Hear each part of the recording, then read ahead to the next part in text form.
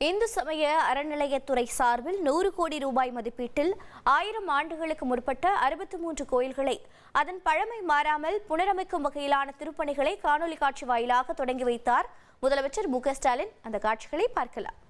100 கோடி மதிப்பீட்டில் 1000 ஆண்டுகளுக்கு முற்பட்ட 63 திருக்கோயில்களை அதன் தொன்மை மாறாமல் புனரமைக்கும் திருப்பணிகளை தொடங்கி வைக்குமாறு மாண்புமிகு தமிழ்நாடு முதலமைச்சர் அவர்களை நான் பணிவோடு கேட்டுக் கொள்கின்றேன்.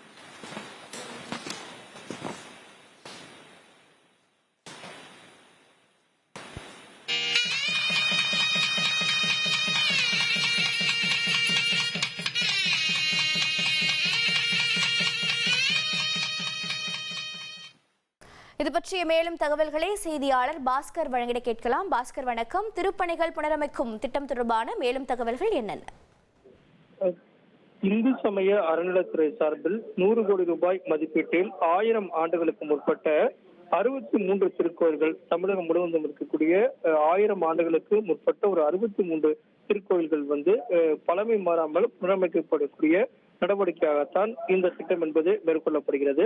திருப்பணிகளாக புனரமைக்கப்படக்கூடிய இந்த பழமை மாறாமல் திருக்கோயிலினுடைய பழைய வடிவத்திலேயே அதனுடைய நடவடிக்கைகளை மீட்டெடுக்கும் வகையிலும் திருக்கோயிலுடைய எந்த விதமான சிற்பங்கள் மற்றும் அந்த கோவிலினுடைய முழு கட்டமைப்பும் அதனுடைய பழமை மாறாமல் அதனுடைய தொன்மையான அந்த நடவடிக்கைக்கு புனரமைக்கக்கூடிய வகையில திருப்பணிகள் என்பது மேற்கொள்ளப்படுகிறது. அந்த திருப்பணிகளுக்காக ஒரு 100 கோடி ரூபாய் என்பது நிதி ஒதுக்கப்பட்டிருக்கிறது.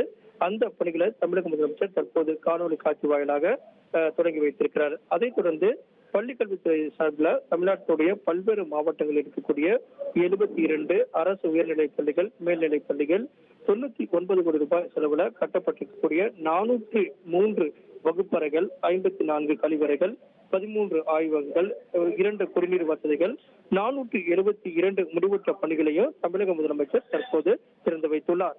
ட்ரெண்ட ஃப்ரெண்ட் ஆக்கிக்கோங்க. தந்தி டிவியின் சப்ஸ்கிரைபர்ஸ் அண்ட் ஃபாலோவர்ஸ் குடும்பத்துல நீங்களும் இணையுங்க.